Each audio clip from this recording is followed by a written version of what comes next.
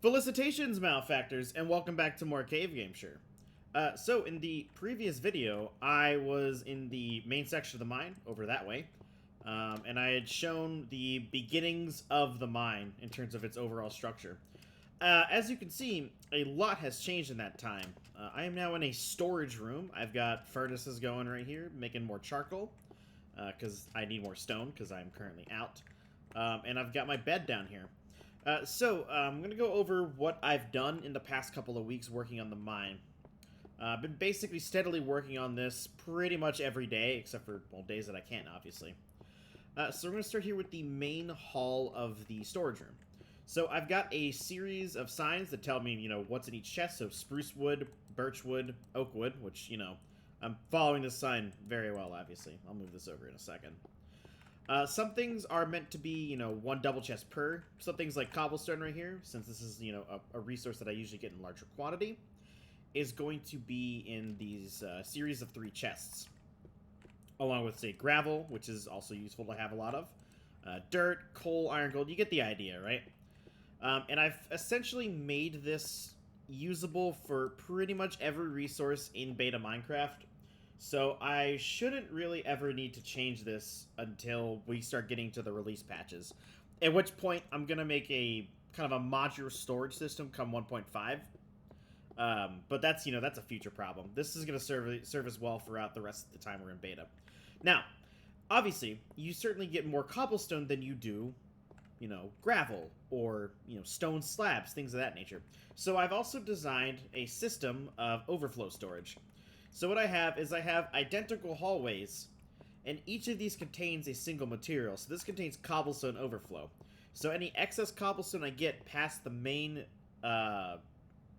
chest over there will just get thrown into this hallway. Same thing with dirt, and I believe I threw sand over here as well. Yes, sand. Now, each of these hallways is able to contain about 250,000 of whatever material it is. Now, am I ever going to fill that end hallway up there with 250,000 redstone dust? Probably not, but I have the storage there just in case. Redstone dust, by the way, because you do get a fuckload of redstone dust. But yeah, that is essentially the storage room in a nutshell. And it is, of course, modular, so if I need extra overflow, I could just punch out another hallway or two. It might take a decent amount of wood because, this takes quite a lot of wood to construct. But yeah, that's certainly possible. So anyways, that is the storage room. Now, we're going to go back into the main hall here. Up this short staircase. And here we are in our main hall. Now, this is the entire area that I dug out last time, and as you can see, I have been hard at work making this look really pretty. This is probably one of my most favorite things that I've ever created. In terms of just its overall structure. Complete with a mungai above the doors. There is one thing missing from this hall, though. It is some shield crests that I designed. They're going to go in these blank spaces between here. The only reason I haven't put them in there yet is because I need blue wool, and I simply don't have the blue wool for it. So, in terms of the entrances, we've got our main entrance back over there. You can see this really long hallway. This hallway is approximately 60 blocks in length. And it goes all the way out from the front, all the way into the back here. And it's quite a nice hallway to walk through. It's very grandiose. It gives me Moria vibes. I'm glad that I decided to go with this design overall, though, instead of what I was originally going to do. I think this looks far better. Now, over here in these inlets, we've got these nice, large battle axe statues. I'm very happy with the shape of these, as well as, I think it looks good. So the back entrance here, this is the main entrance into the mine. I'm still working on it. I actually had to stop because I ran out of stone, which is why I was smelting the charcoal, of course. This is still going to go down to Y5. I think I'm around like 20 or so down the staircase. But I'll continue that, and then I need to kind of make a decent mine system. I don't want to directly copy what's at spawn, but, I do want something that's efficient enough for my needs. Yeah, so that is the main mine. And then over here, we've got the farming section. So the farming section contains 4 farms in it currently. It's also set up to be modular. So I do plan to expand it to include a mushroom farm later on. And probably like another extra farm or two come like, early or later versions of Minecraft. So, first, over here, we've got the tree farm. It's simply just a room with grass in it and a tree.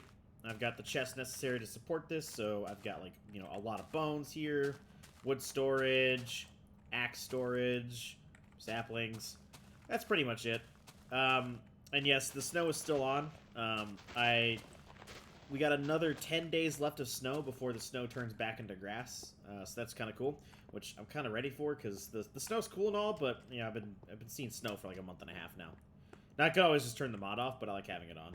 It makes me feel, you know, feels like it's winter. So here's the wheat farm. I do have this blocked up because since that is grass, animals do sometimes spawn there, which is slightly annoying. And I don't want them trampling all of my wheat. Unfortunately, there's not really a good way to get the wheat without trampling it, so that is a problem. That's why I have just stone hoes. And this produces a really good amount of wheat on like a full harvest anyways, so I shouldn't need to be using that for, you know, anything major. But my plan right now is whenever we get to beta 1.7, I'm going to completely redesign this section and make it a semi-automatic wheat farm utilizing pistons. At the moment, I can't really do that. I mean, I can. I would just have to place the water down and then pick it back up. So I could have done that, but I opted to go for like a manual farm instead. I'll just make it redstone whenever pistons are added into the game, but that won't be for quite a while. Oh, there's some wheat over there to move. All right, so the next two farms in the back here are the sugarcane farm to the right, which, you know, pretty small room, just sugarcane. That's about it. I used bricks for this because, you know, I like to be a masochist and use expensive items. I think the bricks look good. It looks better when there's actual grass and it's not snow grass, which looks fucking weird, in my opinion. But this is more than enough sugarcane for any of my needs. Now, on the opposite side, we've got our last farm here. This is a automatic cactus farm, as you can probably tell by the cactus sitting on the ground here. Whee! All right, 29 cactus. It's got 3 layers above it, which honestly I think that's enough because I don't think I'm ever going to use that much cactus. Minecraft music, that's nice.